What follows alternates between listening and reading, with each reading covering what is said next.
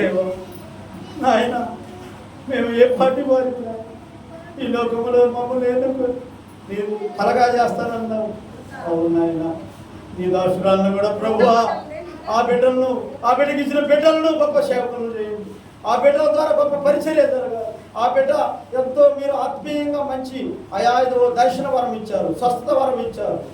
బిడ్డలు ఇంకా బలంగా వాడుకోవాలి. అనేక నిశ్చితమైన అనేక సంఘాలు ఆ బిడ్డ ద్వారా కట్టబడినట్లు నీకు అనుగ్రహించి వారి బిడ్డలు నిన్ను స్మరించే భాగ్యాన్ని ఇచ్చి చేరికూడి వచ్చిన ప్రతి కుటుంబాన్ని, ప్రతి బిడ్డను, ప్రతి అక్కను, ప్రతి చెల్లిని, ప్రతి అందరినీ గుర్తు చేసుకో.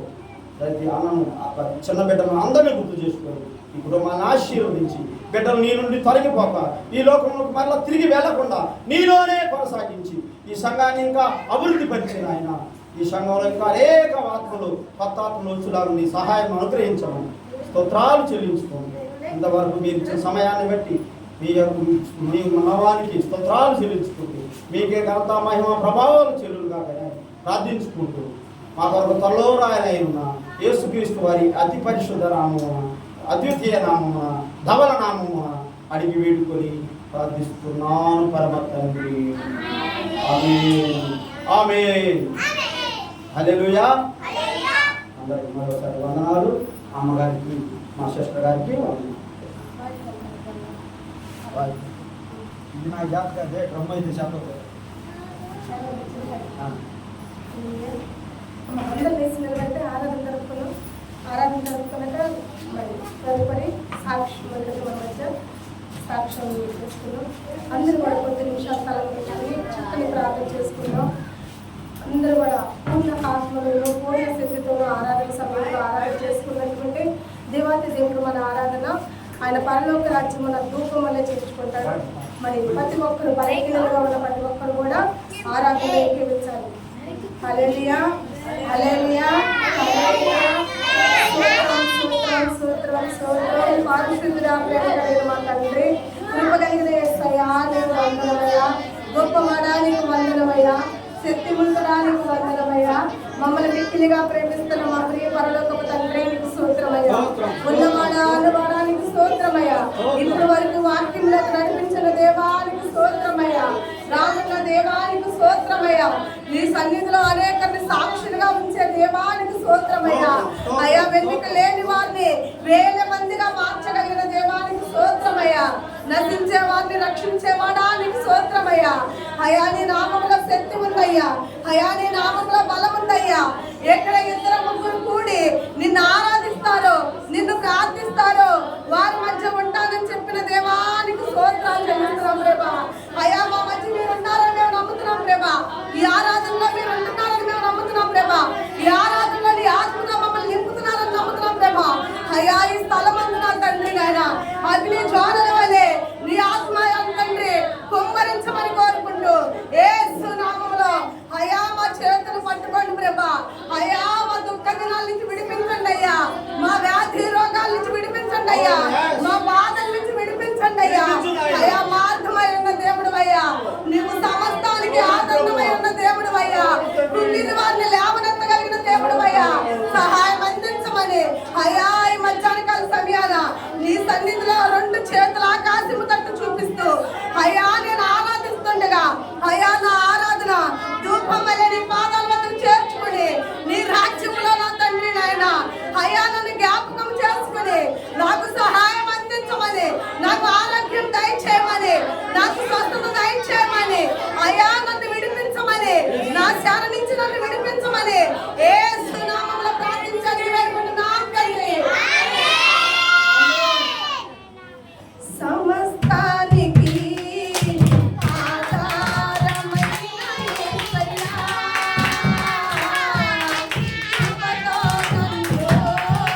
జ్ఞాపకం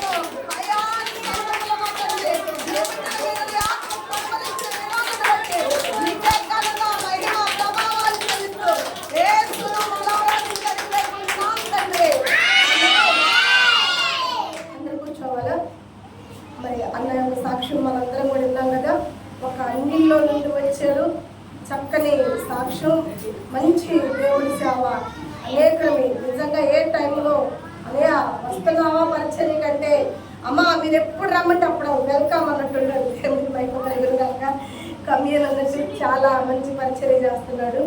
మరి అన్నయ్య సంఘం కట్టాలి తొందరగా, అన్నయ్య కూడా అనేక ఆత్మలు ఇంకా రక్షించాలి. మరి ఆ ఒక మైలుపాళ్ళు మంచి సంఘంలో గొప్ప పేరు దేవుడు అన్నయ్యకి ఇచ్చిందాక. మరి మన మధ్య సాక్ష్యం ఉంది. సాక్ష్యం నేనమ్మ అలాగే అంకులు కూడా సాక్ష్యం పంచుకోవడానికి మనకి మంచి అవకాశం ఇవ్వాలి. వాస్తవంగా అయితే నేను అన్నయ్యని పూట ఇక్కడ పెట్టేసి నేను కొంచెం వెళ్ళి ప్రేయర్ చూసుకుని వద్దామనుకున్నా. ఇక మీరు వస్తున్న నెలకి మరలా నేను పోస్ట్ పోన్ చేసుకుని నేను కూడా ఉండాల్సి వచ్చింది. లేకపోతే ఇప్పుడు నేను ఈ పాటికి ఎక్కడ ఉండాల్సింది అన్నయ్య. మనందరం మాట్లాడుతుంది అదే కదా, అన్నయ్య నువ్వు యువతల పాటు చూసుకుని ఈరోజు నేను కొంచెం చూసుకుంటానని చెప్పాను. నాకు కొంచెం హెల్త్ రోజు ఏం బాగలేదు. 2 దిక్కట్ల మెసేజ్ చెప్పడం అంటే ఈరోజు నాకు ఎందుకు హెల్త్ చాలా ప్రాబ్లంగా అనిపించింది. ఇక నేను చెప్పలేక అందుకని ఏం చేశానంటే అన్నయ్య నువ్వు నూతలపాటి సంఘాన్ని చూసుకుని నేను కొంచెం వెళ్ళొస్తాను, మరలా ఇంక ఈ 2 రోజులు బాగా బిజీ అయిపోతాం ఆ మీటింగ్లో అనుకున్నాం. కేవలం మీ కొరకే మిమ్మల్ని ఆహ్వానించడం కొరకే ఈరోజు నేను అక్కడ ఆపి మరలా వాళ్ళకి ఫోన్ చేసి అన్నయ్య నేను ఇద్దరం వస్తాంలే ఏం పర్లేదు, ఇద్దరు సేవకులు వస్తాము మీకు ఇబ్బంది లేదు టైం అయినా కానీ అని చెప్పాం. మరి మన మధ్య ఉన్న మీనమ్మ వచ్చి దేవుడు ఒక సాక్ష్యాన్ని మనందరికీ కూడా ఇస్తుంది. ఆ మీనమ్మ సాక్షులు ఎవరన్నా ఉంటే ఇప్పుడే అవకాశం అమ్మ. దయచేసి మరి త్వరగా మేము కోటికి 3 సార్లు వచ్చింది మళ్ళీ అక్కడ మెసేజ్ ఉంటుంది కదా, తొందరగా వచ్చి సాక్షులు ఎవరన్నా ఉంటే అవకాశాన్ని బట్టి ఇవ్వండి అమ్మ. అందరికీ వందనాలు చెప్పండి, ఎట్లా చెప్పాలా అందరికి వందనాలు చెప్పండి. 4 నెలలు అయింది మా అబ్బాయి వెళ్ళిపోతే అక్క కలిసి మొన్న ప్రారంభం చేసిపోయి అక్క చెప్పాడు ఎడబాకు నీ కొడుకు మేము ప్రార్థన చేస్తే నీకు వస్తాడు అని చెప్తే మళ్ళీ బుధవారం రోజు ప్రార్థన చేసి అంత బుధవారం రోజు మా కొడుకు ఫోన్ చేసి నాకు టికెట్ బుక్ చేయండి మేము వస్తున్నాం అని చెప్తే ఇది నా చిన్న సాక్ష్యం. మా అక్కకి వందనాలు, అందరికి వందనాలు. మరి నేను ఒక సాక్ష్యం తన కన్నీళ్ళతో ఉండి చెప్పలేకపోయింది, నేను చెప్తా కన్నీపరంగా. వాస్తవంగా మీనమ్మ కొడుకు ముఖ్యాలనే అబ్బాయి ఉన్నాడు కదా, బాబు ఏం చేశాడంటే వచ్చిన కాడి నుంచి తల్లికాడే ఉన్నాడు. ఈ మధ్య డీసెంట్గా వాళ్ళ అత్తమ్మలు ఫోన్ చేయడం మొదలుపెట్టారంట. మొదలుపెట్టినాక ఏమవుతుందంటే చూసి వస్తానని పోయి ఇంకా సెటిల్ అయిపోయింది. ఇక వాళ్ళు రానిలేదు. అబ్బాయి వెళ్ళి కూడా 5-6 నెలలు అయిపోయిందంట. మీనమ్మ గతంలో పాపం చెప్పింది ఒకసారి ఇట్లా ఇట్లా వెళ్ళిపోయాడు అబ్బాయిని. మరి అప్పుడు నేనైతే ఫోన్లో చెప్పింది కదా అంత పట్టించుకోలేదు అనమాట. ఇక మొన్న ఒక రోజు వచ్చింది, ఏదో వారం వచ్చారు, బుధవారం ఎప్పుడు వచ్చింది మొత్తానికి. వచ్చినప్పుడు మీనమ్మ ఎప్పుడు వచ్చినా డైరెక్ట్గా ముందు నాకంటూ వచ్చేసింది. నేను ఎక్కడున్నా ముందు ఇంటికాడున్నానా చర్చిలో ఉన్నానా ఎక్కడున్నా ముందు వెతికిద్ది అనమాట. నన్ను ఫస్ట్ నుంచి కూడా మీనమ్మ బాగా వస్తుంటుంది. అలా నన్ను వెతికినమ్మటనే నేను కొట్లో షాప్లోనే ఉన్నాను. వచ్చింది మీనమ్మ ఏడ్చేసింది కాసేపు.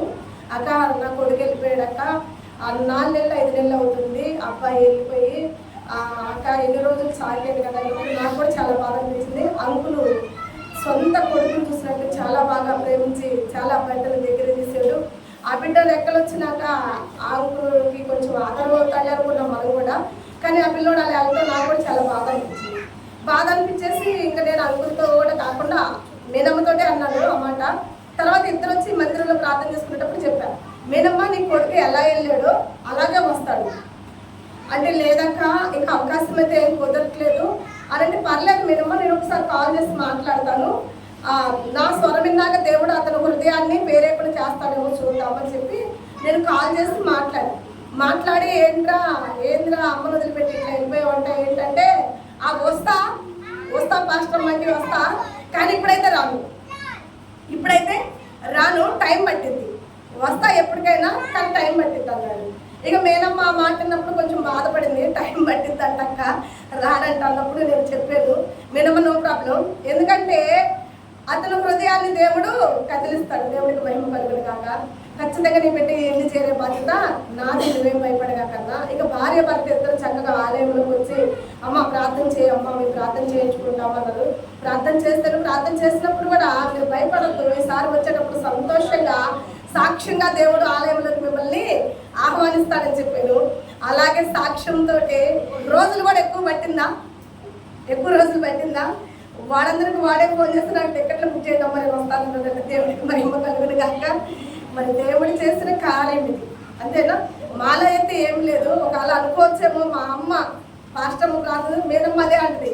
మా అంకుల్ అన్నాడు, ఏమన్నాడు అంటే, ఎన్ని దిక్కులకు ప్రార్థనకి వెళ్ళాము, మన అబ్బాయి మన కాడికి తిరిగి రాలేదు. అక్క కాడికి వెళ్ళాము, అక్క ఒక రోజు ప్రార్థన చేస్తుంది, మన అబ్బాయి వచ్చేసాడు, మనం పోయి మందిరంలో సాక్ష్యం చెప్పుకోవాలి అని అంకుల్ అంటున్నాడు. అమ్మ అంటే మీరు ఎంత దేవుడిని ప్రేమించారో, నేను కూడా మిమ్మల్ని అంత ప్రేమించి ఈ పాటికి నేను ఆడ మెసేజ్ అయిపోయి మళ్ళీ రిటర్న్ వచ్చేసేదండి. అయినా మీ కొరకే ఆగా. దేవుడికి మహిమ కలుగును కాక. దేవుడు గొప్పవాడమ్మా. మనం అనుకున్న దానికన్నా, ఊహించిన దానికన్నా నిజానికి దేవుడు అప్పటికప్పుడు హృదయాలు మార్చగలిగిన దేవుడు. కఠినాత్మల హృదయాలు కూడా కదిలించగలిగిన వాడు నజరేయుడైన యేసు. హల్లెలూయా. ఆయన నడిపించగలిగిన టాలెంట్ కలిగిన దేవుడే మనం సేవిస్తున్న దేవుడు. వెర్రోడు కాదు, పిచ్చోడు కాదు, నశించే వాళ్ళకి అలా కనపడతాడు ఆయన. దేవుడు ఎవరికి కనపడతాడు? పిచ్చోడు అలా, ఎర్రోడు అలా. నశించిపోయే వాళ్ళు ఉంటారు చూడు, రోడ్లు పట్టుకుంటా తిరుగుతా తాగుతా వెతికారాలు చేసే వాళ్ళకి వెర్రోడు ఆయన, పిచ్చోడు. నశించు వారికి నీ సిలువ వెర్రితనముగానున్నది, రక్షింపబడుతున్న పాపికి దేవుని శక్తై ఉన్నది. నశించే వాళ్ళకేమో వెర్రివాడు ఆయన. సిలువెక్కిన దేవుడు ఎర్రివాడాలు ఉంటాడు, కానీ రక్షింపబడిన మనకు మాత్రం ఆయనలో ఉన్న శక్తి కనపడుతుంటాడు. హల్లెలూయా. మన దేవుడు శక్తివంతుడు, మన దేవుడు గొప్పవాడు. మరి ఇంకెవరైనా సాక్ష్యాలు ఉంటే దయచేసి వచ్చి సాక్ష్యాలు పంచుకునేవారు ఎవరైనా ఉన్నారా? హల్లెలూయా. మరి చివరి ప్రార్థన చేసుకుందాం, బ్లెస్సింగ్స్ ప్రార్థన తీసుకుందాం. మన మధ్య అన్నీ వచ్చి బ్లెస్సింగ్స్ ఇస్తాడు. చివరి ప్రార్థన చేసుకుందాం. అందరూ కూడా తలలోంచినట్టుకుంటే దేవుడు మరొక రోజు మీ అందరిని కూడా మళ్ళీ సాక్షులుగా ఉంచాలి. దేవుడు సన్నిధిలో గొప్ప సాక్షులుగా ఉండాలి. దేవుడు అద్భుత కార్యాలు జరగాలి.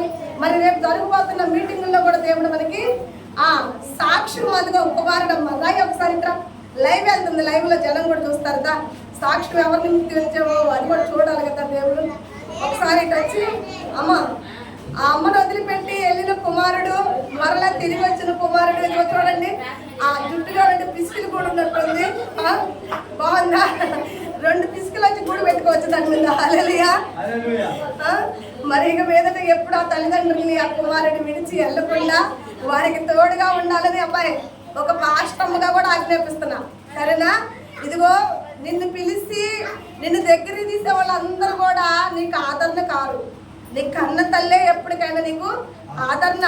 ఆమెను నువ్వు ఎన్నంటి ఉండు, నిన్న ఆమె వెన్నంటి ఉండదు. దేవుడు భక్తుడు దేవుడితో మాడుతుంటాడు, నీవు నాతోను నేను నీతోనూ ఉండాలయ్యా అని.